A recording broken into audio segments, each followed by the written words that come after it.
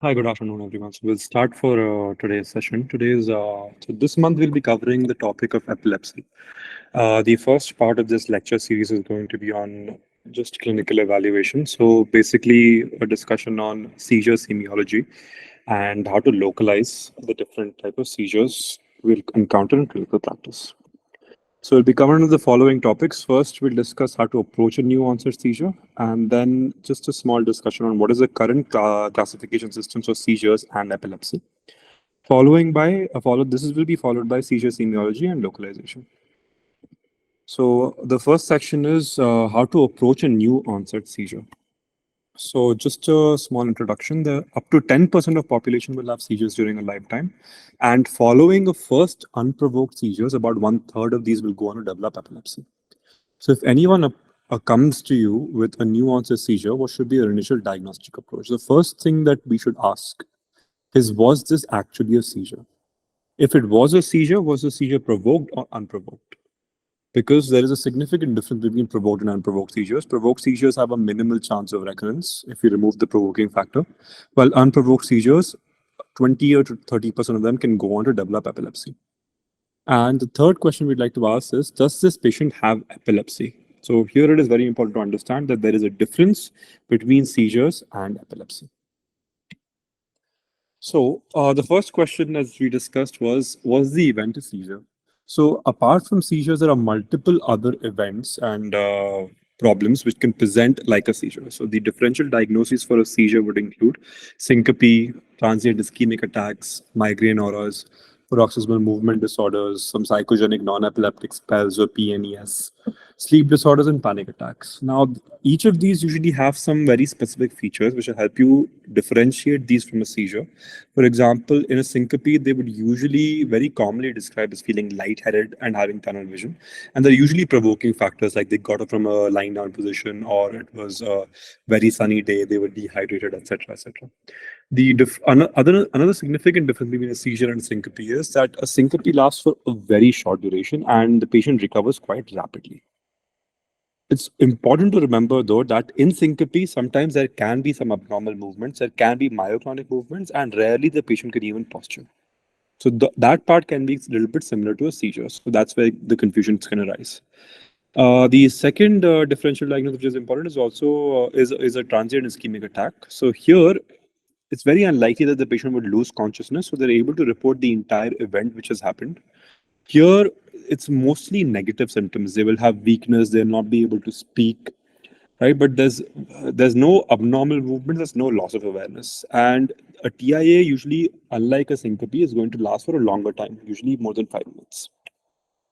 The other important differential diagnoses include migraine, where again it's a very classical type of symptomatology. You get a unilateral pulsating headache. The entire event lasts for a long duration, sometimes even for more than 24 hours. And they usually have visual auras which will last longer than 5 minutes, unlike the auras we will see with seizures, which will last for a very short duration. They also can get progressive neurological symptoms, which will not happen with a seizure. And unlike a seizure, there will be no loss of awareness and no abnormal movements.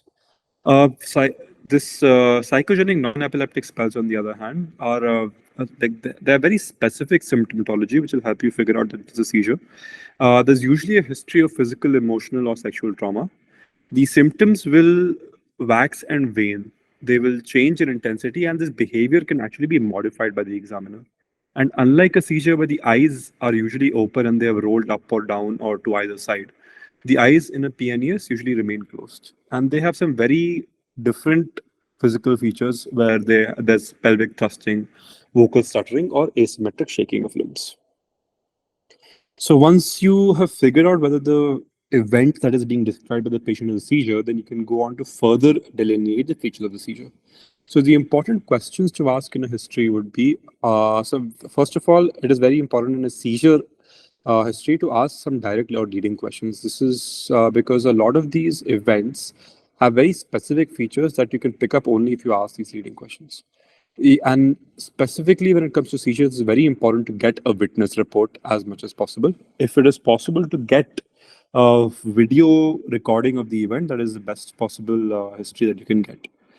It's important to get the patient's account of what was happening to them before the loss of consciousness, if they have any memory of the event, and what is happening to the patient after the event as well.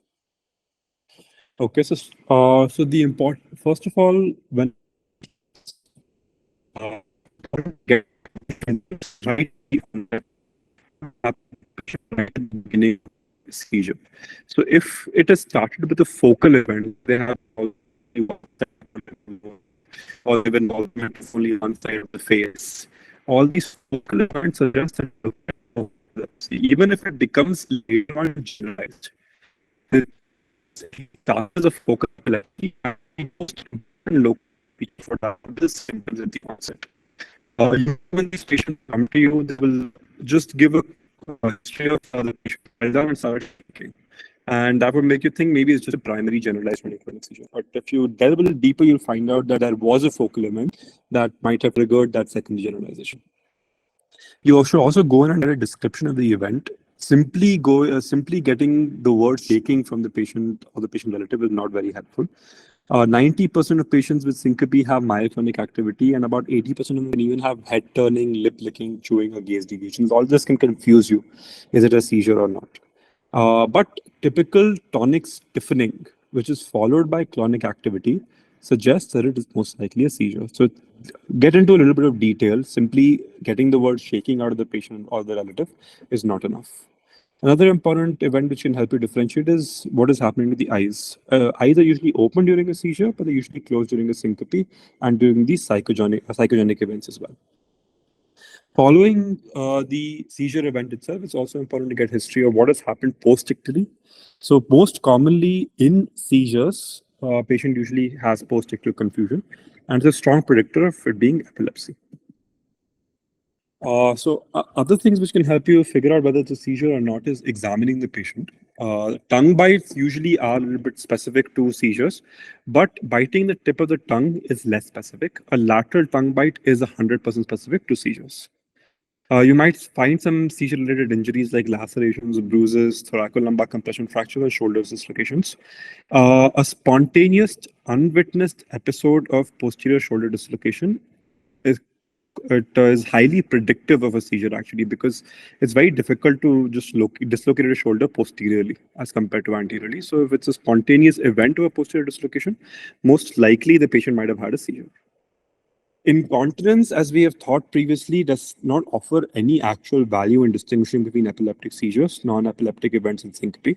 So it's really not useful to inquire about whether the patient was incontinent during the episode. You can check the skin for any signs of trauma or even some neurocutaneous syndromes. And it's always important to check the heart to figure out if there's any features which would indicate that the event might have actually been syncope rather than a seizure. The second question after we figure out whether the event was a seizure or not is, was the seizure provoked? Okay, because there is a different treatment protocol for provoked seizures and a different treatment protocol and different risk associated with an unprovoked seizure. Now, the most common cause for provoked seizures are usually medications. Okay, and the most common medication for the seizure is tramadol. The other medications which can be seizures include antibiotics, commonly used ones being penicillins, cephalosporins, imipenem, and ciprofloxacin. Apart from these, benzodiazepines and barbiturate withdrawal, because the depressants can also cause seizures. Alcohol withdrawal can cause seizures. Stimulatory substances like cocaine and amphetamines can cause seizures, and metabolic causes like hypoglycemia, hyponatremia, and hypocalcemia can also cause seizures. Seizures in the setting of sleep deprivation, a common provoked seizure, are actually not considered as provoked seizure. This is because the seizures which happen in the setting of sleep deprivation have a very high risk of recurrence. So they're not to be considered as simple provoked seizures. A new onset seizure, once it has been identified as a seizure, should then be classified into the following types. The seizure could be a provoked seizure where it is being caused by a provoking factor.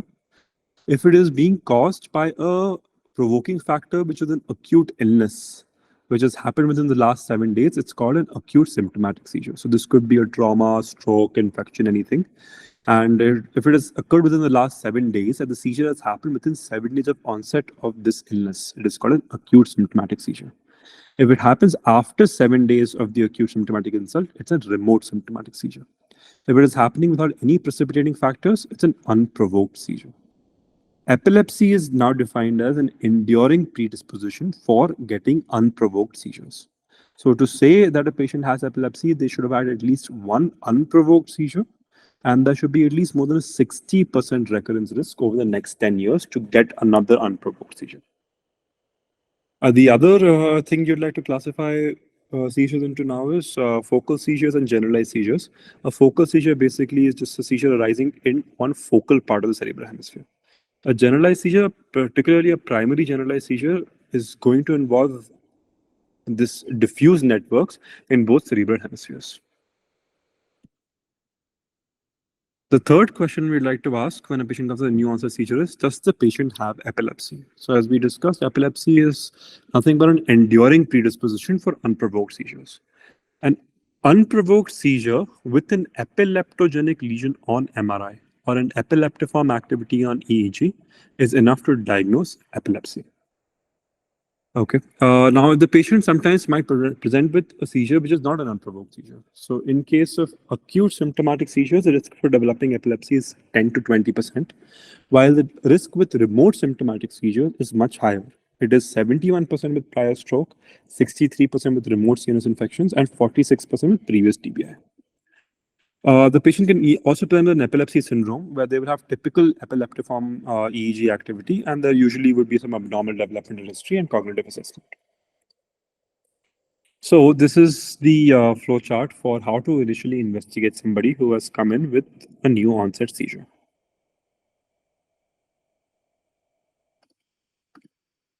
Okay, so when any patient comes in with a new onset seizure, first thing as we discussed is first figure out whether it is a seizure or not.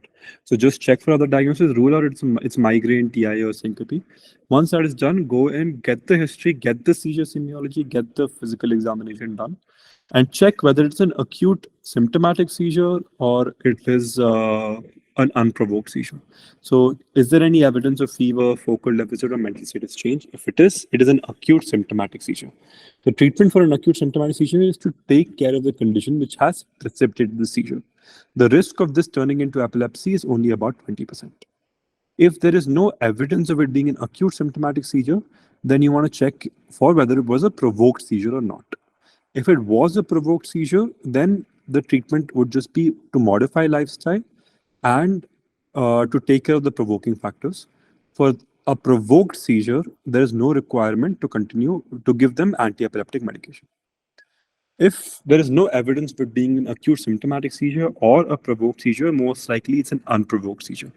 All patients with an unprovoked seizure only require to undergo an epilepsy protocol MRI and an EEG. So all patients, new onset seizures, which have been proven to be unprovoked, they should undergo an EEG and an MRI.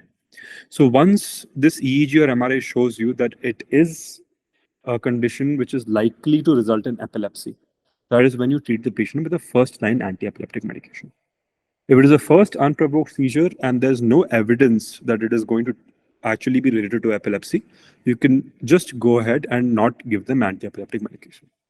So the only indication to treat a patient with first-line anti-epileptic medication is a unprovoked seizure with evidence of epilepsy on either MRI or EEG. Okay, so this next section discusses how do we classify seizures and epilepsy. Okay, so the first thing we'd like to discuss is the semiologic seizure classification. So the seizure classification, this has been recently described, and actually there's a classification by the ILAE, but that is actually not a very useful classification. The semiologic seizure classification is a little bit better and easier to use. So according to this classification, the seizure characteristics or the seizure semiology is divided into the following different features. So seizure semiology could be either subjective features, which are mostly auras that the patient will feel themselves and you are not going to be able to see these features. So these include auditory auras, autonomic auras, gustatory, olfactory, psychic, sensory, vestibular, visual auras. Apart from that, you can also have objective semiology, which you can see and you can check it is there. There are also asymptomatic seizures which are only evident on EEG. Objective seizure semiology could be non-motor, it could be motor, or it could be special. Non-motor seizures could be dyscognitive seizures or autonomic seizures. Dyscognitive seizure, there is some change in the patient's behavior in dyscognitive seizures. If they're completely absent, they're completely unaware, that's a dialeptic seizure. If they have amnesia for the event, it's amnestic. They could not be able to speak, it might be an aphasic seizure, or they could just be sitting and doing absolutely no work, just not moving around at all. It could be an akinetic seizure. They can also have autonomic features, which could involve sweating or goosebumps or bradycardia or tachycardia. You can also have motor seizure semiologies, which could be simple or more complex. Simple would be your tonic, clonic movements, myoclonic movements, head versive movements. Your head is turning into one or the other direction. You can also have complex movements like automatisms. So that is your automotor seizures. You can also have laughing and crying. So that's your diachroistic and gelastic seizures. You can have excessive motor activities. That's hypermotor seizures. Apart from the motor features, you can also have special other type of seizures as well. So you can have atonic seizures where the patient completely loses tone. You can have astatic seizures where basically again it's the same idea that you end up losing tone. You can have negative myoclonic seizures. You can have hypnopompic and hypomotor seizures as well. So these are all special seizures, which do not fall into non-motor and motor seizures. There are also specific lateralizing signs which help you figure out where the seizure actually lateralizes into which hemisphere. But we'll discuss these localizing and lateralizing signs as we go on. So an example of how you would use the semiologic seizure classification to actually classify a seizure is this way. So when you're talking about a seizure, you have to describe it in the different events which have happened using particular terms which lets everyone know as to what is happening during the ictus and what happened pre-ictally and post-ictally. So an example of a seizure classification would be the patient first had an epigastric aura. This was followed by an automatism, so they had an automotor seizure. This was followed by a head turn, so they had a left or a right head versive seizure. This was followed by a generalized tonic-clonic seizure. So this is just an example of how you would use the semiology classification to classify a seizure. On the other hand, there is a different classification for epilepsy. So as we have discussed, seizure is not the same as epilepsy, and that is very important to remember. So there's a different classification system for just a seizure, and a seizure is describing what is happening during that particular event. In an epilepsy, you're describing what is happening to the patient, more or less. What is the entire disease for the patient? Right. So in 2017, the ILA gave their epilepsy classification, which is an integrated epilepsy classification. And there are 5 headings in this epilepsy classification. The first one is the epilepsy core. In this epilepsy core, you have to mention what is the type of epilepsy. Is it a focal or a generalized epilepsy? And what is the etiology? The second heading is a seizure type. So that is where your semiologic seizure classification comes in. The third separate thing is the epilepsy type. Again, the same thing as repeated that is there in the headline, but here you have to mention again whether it's focal or generalized. And if it is focal, you have to mention the location of the epileptogenic zone because it is very important for surgeries, as we will discuss in a later class. And if it is generalized, most likely it's an epileptic syndrome. So you have to mention the epilepsy syndrome in the epilepsy type. Next is the etiology. There are 6 etiologies for epilepsy. It could be structural, genetic, infectious, metabolic, immune, or unknown. It could be a single etiology, it could be a combined etiology, and you have to mention that. And comorbidities, which include all relevant comorbidities. A lot of them will be actually CNS comorbidities like depression, anxiety, but also other things like heart disease also have to be mentioned here. So an example of using this classification system with these 5 headings would be, with the first heading, as we discussed, was the epilepsy classification itself. So this is a focal epilepsy, right? So we have to describe the type of the epilepsy, followed by what is the etiology. So it is FCD type 2A. Okay. Then next, see what's a semiologic seizure classification. The seizure is a left head versive seizure, followed by a generalized tonic-clonic seizure. So that is a semiologic classification we have discussed. The third is the epilepsy type. So we, like I discussed, the epilepsy type should include whether it is a focal or a generalized epilepsy. And if it is a focal epilepsy, you have to describe the epileptogenic zone. So there is, now we will go ahead and mention what is the zone or what is the area of the epilepsy. Okay, in the third heading, it is a right temporal lobe epilepsy. The etiology is FCD type 2A, and there are no comorbidities for this patient. Okay. The third thing we're going to discuss is finally seizure semiology and how to localize the different seizure types and different clinical features in a seizure. Okay. So when it comes to taking history with seizures, there are four different topics in a seizure that you have to cover. What happened before the onset of the seizure? What happened at the beginning of the ictal onset of the seizure? What happened during the seizure? And what happened after the seizure? All these four headings have to be covered with seizure history taking. So before the seizure onset, we have to go ahead and find out if there was any prodrome. So we'll discuss what this is more. And this usually a prodrome precedes a GTCS. What was the environment of occurrence? If sometimes this can point out that you might actually be looking at a syncope or pseudo seizures. What was the time of day when the seizure happened? So sometimes, usually seizures which happen at night or upon awakening, which suggests it could be a myoclonic seizure or a primary generalized seizure, epilepsy. More of frontal lobe seizures usually happen during nighttime. If there were any precipitants or triggers, so this could indicate there's some specific stimulus-related epilepsy, like reflex or photosensitive epilepsy. And there's any association with sleep, as we discussed. Prolandic or frontal lobe epilepsy is a lot more common during sleep. The second part of history would be what is happening at the ictal onset or the beginning of the seizure. So right before the seizure begins, some patients might have an aura, and this aura can help you localize as to what is the lobe of origin. And if the seizure began with some focal symptoms, so that focal onset can help you lateralize or localize the seizure. During the seizure, we want to see how is the seizure progressing. So that tells you how is the seizure activity further propagating, what are the different involved brain regions. During the seizure, did the patient have any aphasia? So that could indicate that the dominant hemisphere is involved. During the seizure, did the patient have any loss of consciousness or awareness? It could indicate whether it's a focal versus an impaired awareness versus a generalized seizure. And what is the duration of the seizure? If it's very long, then obviously it's a status epilepticus. And in the post-ictal phase, after the seizure has gotten over, we want to inquire about whether there's any confusion or amnesia, which could indicate it was either a focal onset impaired awareness seizure or a generalized seizure. If there's any unilateral headache, so that can help you localize as to which side the seizure might have originated from. If there's any weakness, so again, Todd's paresis can help you localize to the contralateral hemisphere. Any visual field deficit can help you localize to the occipital lobe. And as we discussed, dysphasia in the post-ictal period also can help you localize in the dominant hemisphere.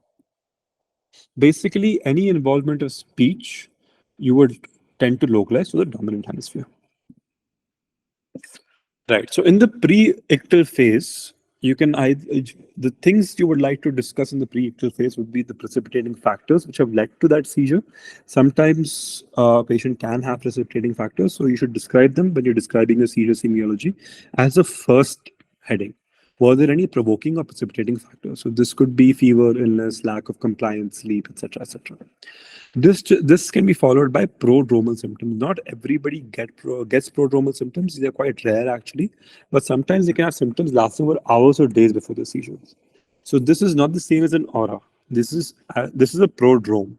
This happens before the aura. So this could be headaches, behavioral changes, personality changes, etc., etc. So these are happening in the pre-ictal phase. So in the pre-ictal phase, we would like to cover the precipitating factors and the prodromal features. Next is the seizure event itself. So first thing is the ictal onset, and that is the very first event in the chronology of a seizure. It may be an aura, it may not be an aura. Okay, so not all seizures obviously have an aura. But the very first event in the chronology of a seizure is the most important localizing factor. You can also have, then after the ictal onset, we have to describe what is the ictal phase and what is happening during the seizure. So the ictus may or may not be associated with alteration of consciousness. And if there is an alteration of consciousness, it might be a complete loss of consciousness, indicating it's a generalized tonic-clonic seizure, or it might be an altered state only, indicating what is basically a complex partial seizure. The term complex partial seizure is not used anymore. Now they are called focal onset impaired awareness seizures. So how can we differentiate these altered, these staring states that can happen from both absence and complex partial seizures? There are some differences. There are but not a lot of them are significant. It is important to remember that sleep activation can happen with complex partial seizures. A patient will not have absent seizures during sleep. Hyperventilation can induce an absent seizure, but it cannot induce a complex partial seizure. The seizure onset is usually abrupt with an absent seizure, where it is quite slow with a complex seizure. Complex seizures usually have auras and automatisms, while absent seizures do not. An absent seizure is usually a very short seizure, while complex partial seizures usually last for a few minutes. This is followed by the post-ictal phase, where we will describe, as we have already discussed, weakness, dysphagia. Sometimes, if the patient is having a severe headache, it could localize to the occipital lobe, or it could be a generalized tonic-clonic seizure. Now, let's discuss what are the different features in a seizure which actually have some localizing or lateralizing value. Now, I know this can look slightly complicated, a little difficult to remember, but it's actually quite simple. So these localizing or lateralizing values basically can be divided into 4 different semiologic features. You have automatisms, language abnormalities, motor abnormalities, and some autonomic features. And when it comes to automatisms, a lot of them will lateralize to the ipsilateral lobe. When it comes to motor abnormalities, a lot of them will localize to the contralateral lobe. Okay, so we'll just look at what are the exceptions to this rule. So automatisms, as we can see, all of them more or less will localize to the ipsilateral lobe. Okay, oral automatisms are very characteristically temporal lobe, predominantly mesial temporal lobe or hippocampal structure. There can also be unilateral limb automatisms, particularly in the upper limb, which are going to localize to the ipsilateral hemisphere. Unilateral eye blinking. Usually seizures present with bilateral eye blinking, but if there's a unilateral eye blinking, it localizes to the ipsilateral lobe. Okay, it is actually an automatism. It's not a motor phenomenon, it's an automatism localizing to the ipsilateral lobe. Bipedal automatisms, since they're involving both limbs, you cannot lateralize them, but you can localize them to frontal lobe. Ictal spitting or drinking localizes particularly the right temporal lobe. Ictal laughter, obviously hypothalamic, but apart from that, the frontal cingulate region and the mesial temporal region. Post-ictal nose wiping, also an automatism, localizing to the ipsilateral temporal lobe seizures. Basically, the hand they use to wipe their nose, that is the side of the temporal lobe seizure. Post-ictal cough is also, again, temporal lobe. So automatisms, as we can see, more or less localize to the temporal lobe. They more or less localize usually to the ipsilateral side. Okay, ictal spitting or drinking is going to lateralize to the right temporal region, and bipedal automatisms localize to the frontal lobe. Okay. Next are your language abnormalities. Quite obvious. Speech is involved, the dominant temporal lobe. Ictal speech arrest, dominant temporal lobe. Ictal speech is preserved, non-dominant temporal lobe seizures. If patient has post-ictal dysphagia, again, dominant hemispheric involvement. So language abnormalities are quite simple to localize and lateralize. When it comes to motor abnormalities, again, most of them are contralateral. The only one exception you have to remember is an early non-forced head turn. Basically, it will look like the patient is voluntarily turning the head, instead of what you would see in a seizure where they will basically jerk to the opposite side. So if it's an early non-forced head turn where the patient looks like they're turning the head voluntarily, that happens very early, right when the seizure is about to start, and that localizes ipsilaterally. All other motor abnormalities more or less will lateralize contralaterally. A late forced head turn is going to be contralateral. Eye deviation is usually the same direction of the head turn, it will be contralateral. Limb posturing is also usually contralateral to seizure origin. A fencing posture, we will describe what that is later, is going to localize to the supplementary motor area, again in the contralateral frontal lobe. A figure of 4 sign, that's basically where one limb is flexed, one side limb is flexed, the other side limb is extended. Okay, so that localizes to the contralateral side, but to the temporal lobe. Okay, and unilateral ictal paresis and post-ictal torus paresis is very obvious. It is going to localize to the motor area on the contralateral side. So motor abnormalities, it's very simple. They're all contralateral except the early non-forced head turn, that is ipsilateral. Everything will localize to the frontal region, basically the perirolhandic region, except the figure of four sign localizing to the temporal lobe, and the fencing posture sign localizing to the supplementary motor area. Next are the autonomic features. You can have ictal vomiting, ictal urinary urge, and you can have goosebumps. So these localize to temporal region.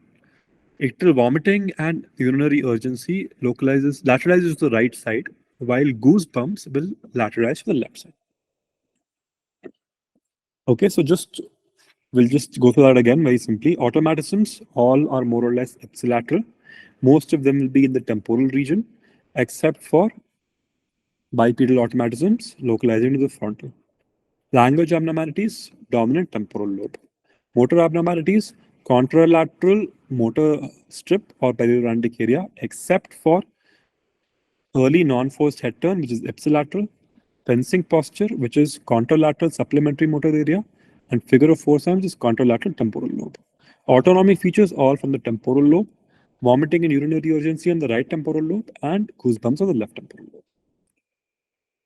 Okay. So we know that both frontal and temporal lobe seizures can present as complex partial seizures, or what is the terminology now is focal onset impaired awareness seizures. And actually, there are a lot of different ways to differentiate whether the seizure is arising from the frontal or temporal lobe. The most common type of epilepsy is temporal lobe epilepsy. The second most common type of epilepsy is frontal lobe epilepsy. So this is usually what we encounter in clinical practice, and it is important to be able to clinically localize whether the seizures are arising from the frontal or the temporal lobe. So there are many ways to do that. Importantly, with frontal lobe, it's important to remember that the seizures are going to be very obvious, very rapid, very quick, and very frequent. Okay, so frontal lobe seizures are very frequent. They happen abruptly and they're explosive and they progress rapidly. You see focal and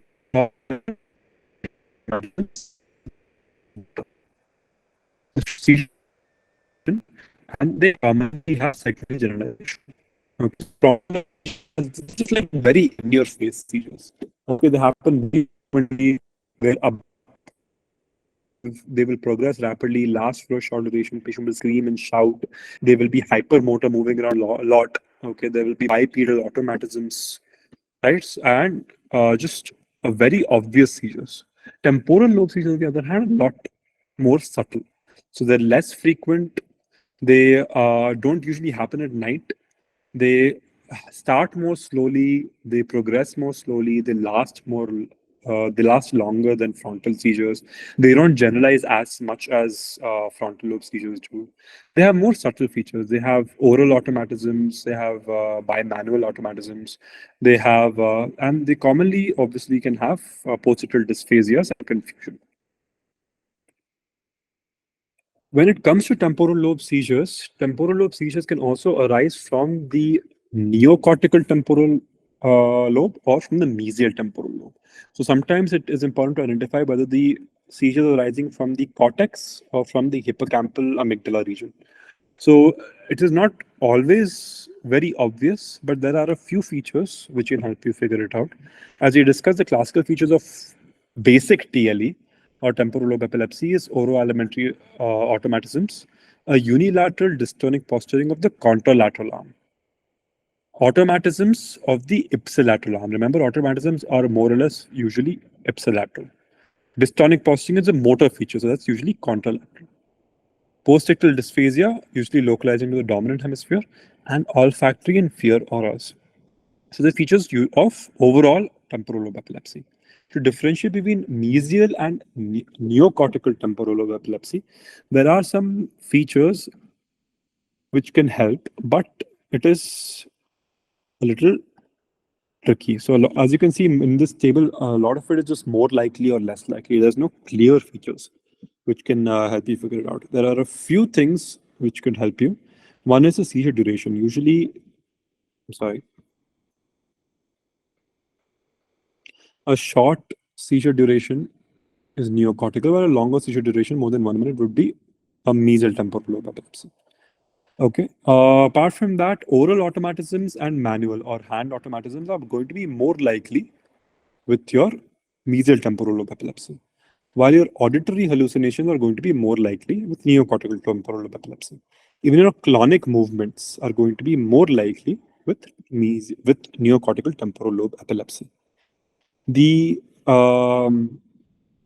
other features like fear, dreamy state, and hyperventilation happen only in mesial temporal lobe epilepsy and not with neocortical temporal lobe epilepsy. Okay, so important things to remember to differentiate between neocortical and mesial temporal lobe epilepsy is a longer seizure with oral automatisms, manual automatisms, hyperventilation, dreamy state, fear, more likely mesial temporal lobe epilepsy. A shorter lasting seizure, more auditory hallucinations, no oral or manual automatisms, more clonic movements, more likely it's a neocortical temporal lobe epilepsy. When it comes to frontal lobe seizures, the classical features that we already discussed, they're brief seizures, they have a rapid onset and offset, and they are more frequently secondary generalized. There are five different areas when it comes to frontal lobe seizures as to where they can arise from. They could arise from the frontal polar region. These usually arise because of trauma. So this would be a post-traumatic epilepsy most likely because the frontal pole has been injured. And they're usually most commonly primary GTCS type, but sometimes they can show contralateral head deviation. The seizures can also arise from the orbitofrontal region, and because it's quite close to the temporal region, they resemble temporal lobe seizures. They can arise from the premotor region, and here is where the characteristic frontal lobe seizures lie. Here you get the contralateral head and eye deviation because of the involvement of the frontal eye field. You get the bilateral tonic posturing. And if there's involvement of the SMA, you can get a fencing posture, as we can see over here. In the fencing posture, the head will turn contralaterally, and this arm, as you can see here, will be abducted and it will be flexed and externally rotated. So that is a fencing posture, which localizes to the supplementary motor area. The other areas where you can get this get frontal lobe epilepsy would be the dominant opercular region. So that is very obviously you'll get dysphasic speech, and also from the Rolandic region. So you can get clonic motor activity there and elementary paresthesia. An important feature to note here is that seizure activity arising from the primary motor area is usually always going to be clonic. Tonic activity does not arise in the primary motor area. Tonic activity arises from the premotor area or maybe the temporal area, but clonic motor activity arises from the Rolandic area.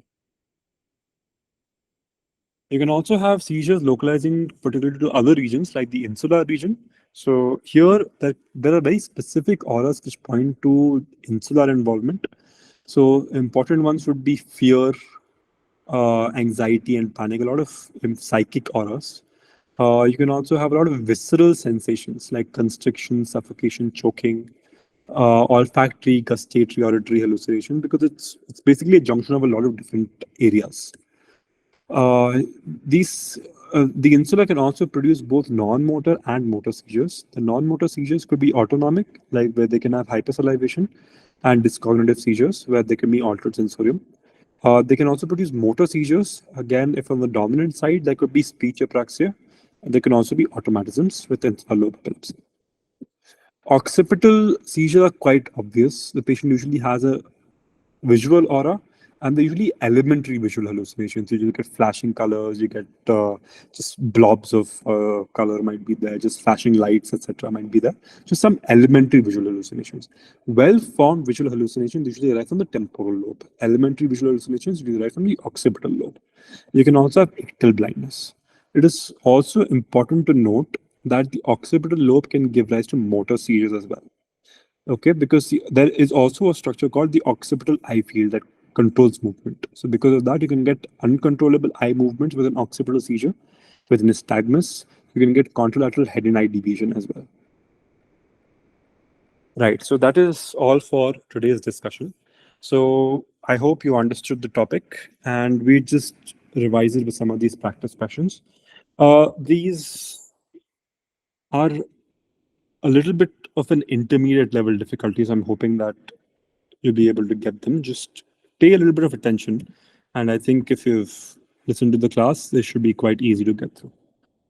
So the primary motor cortex can give rise to which of the following seizure semiology? Tonic motor activity, tonic-clonic motor activity, head and eye deviation, or all of the above.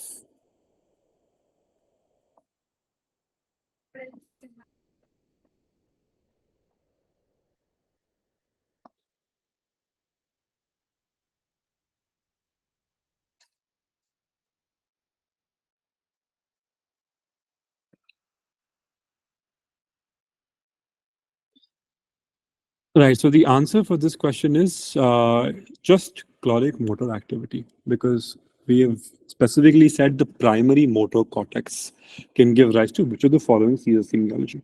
All the other types of activity, like tonic motor activity, as we described just 5 minutes back, was rising from either the premotor area or the temporal area. Errant eye deviation arises from the frontal eye field or the occipital eye field also. But the primary motor cortex gives rise to clonic motor activity. The next question is, which of the following seizure semiology lateralizes to the ipsilateral hemisphere? Eye blinking, ictal spitting or drinking, post-ictal nose wiping, fencing posture, or early forced head turn.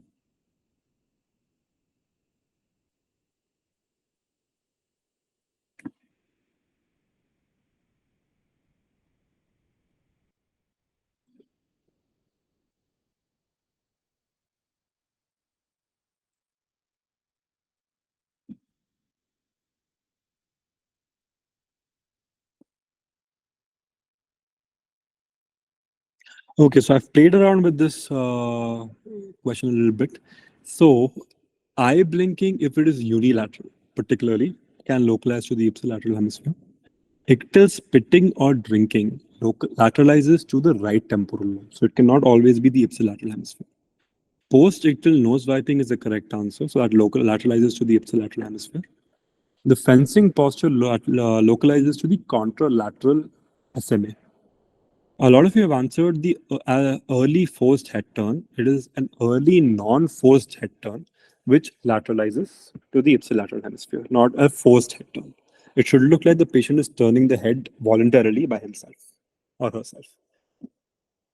The third question is, which of the following statements regarding evaluation of a seizure patient is true? All patients with seizures should be evaluated with MRI and EEG. The most common cause of a new onset seizure in an adult patient is drug abuse. Myoclonic activity, head and gaze deviation can differentiate syncope from seizures. The risk of developing epilepsy following remote symptomatic seizures is more than 40%. All patients who have developed a seizure should be started on anti-epileptic drugs.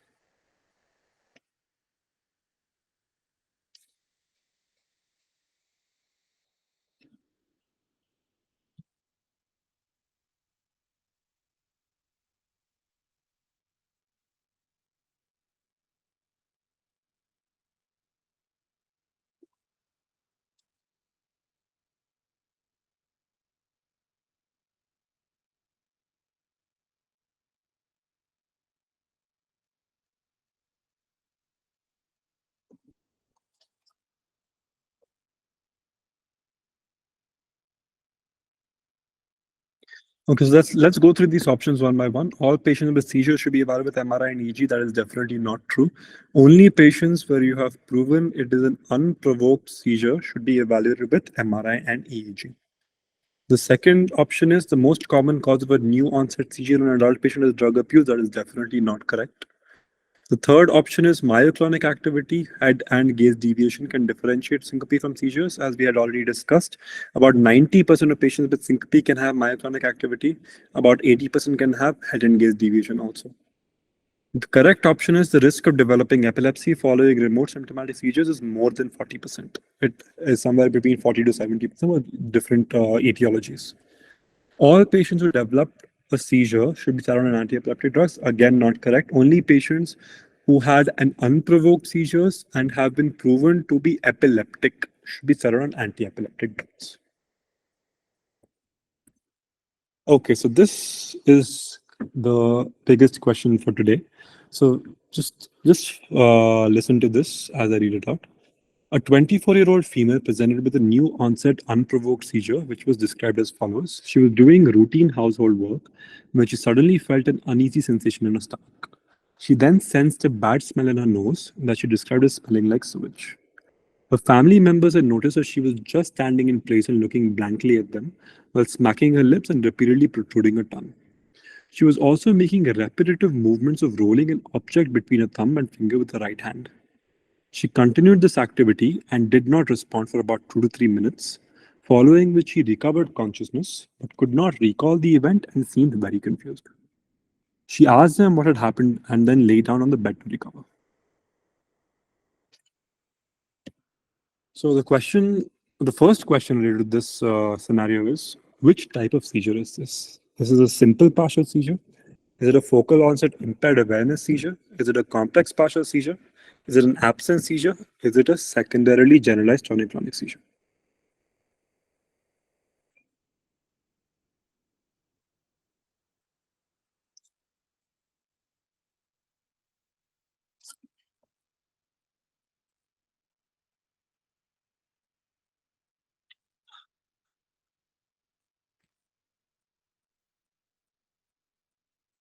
Okay, so the correct answer is two. There is the term complex partial seizures and simple partial seizure does not exist anymore.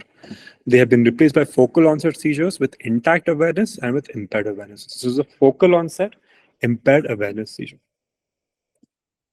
The next and the most complicated question of today, identify among these images the most likely pathology for this patient.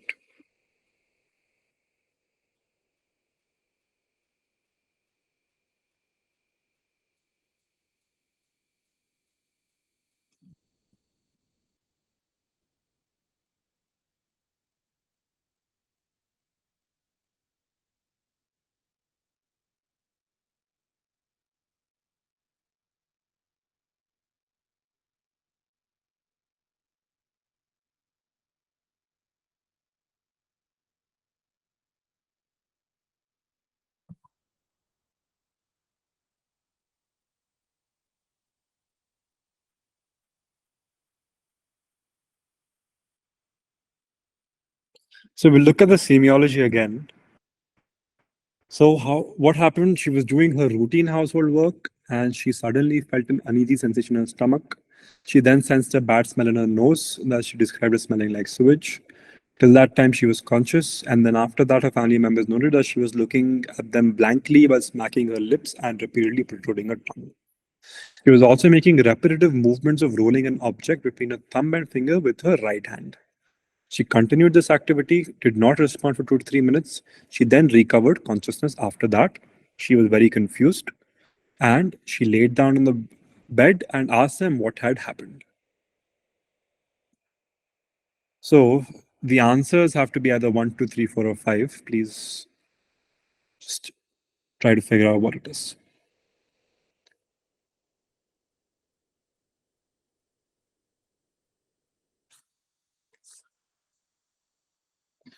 Okay, so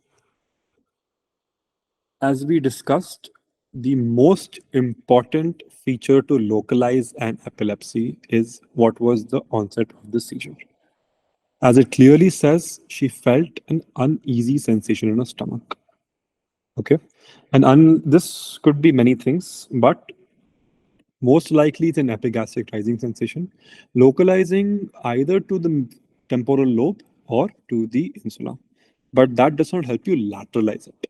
Okay, there is that one feature can only localize to the temporal lobe or to the insula, but it cannot help you lateralize it. So you have to go through the rest of the semiology to figure out if there's any feature suggestive of lateralization.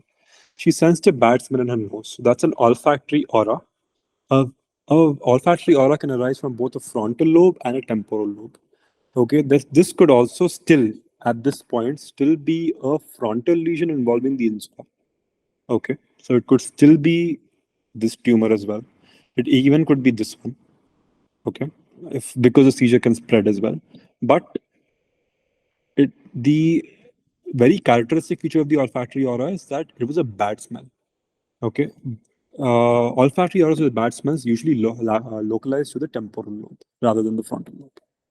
This was followed by her staring blankly at them and just smacking her lips and repeatedly protruding her tongue. So oral automatisms. Oral automatisms, again, localized to the temporal lobe. Again, so far, we have had absolutely zero features to suggest which side it lateralizes to. Okay, this was followed by her doing movements with her right hand, suggestive of automatisms.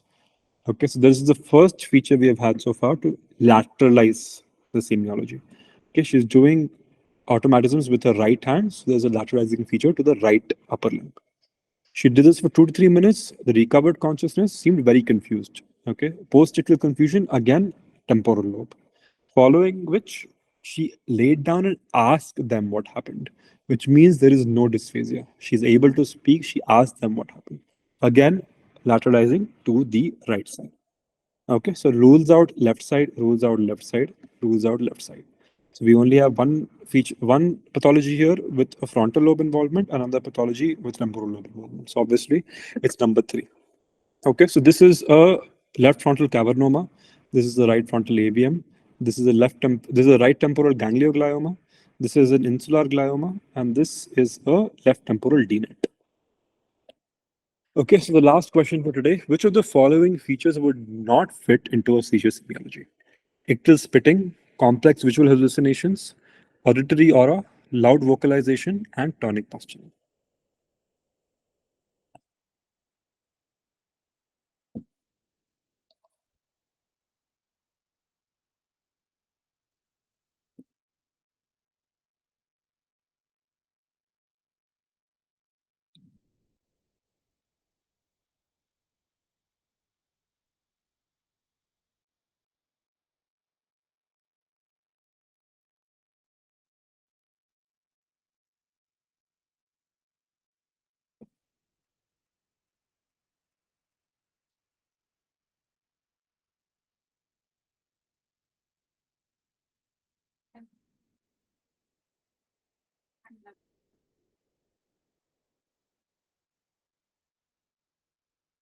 Okay, so the answer is 4, loud vocalization. Loud vocalization is a feature of frontal lobe epilepsy.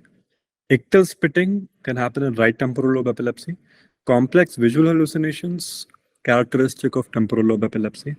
Auditory auras, characteristic of temporal lobe epilepsy, can happen in both medial and neocortical. More likely neocortical, but can happen even with mesial temporal lobe epilepsy. Tonic posturing, characteristic feature of temporal lobe epilepsy. The only feature not fitting into temporal lobe epilepsy is loud vocalization. That is all for today's class. Thank you so much for attending. If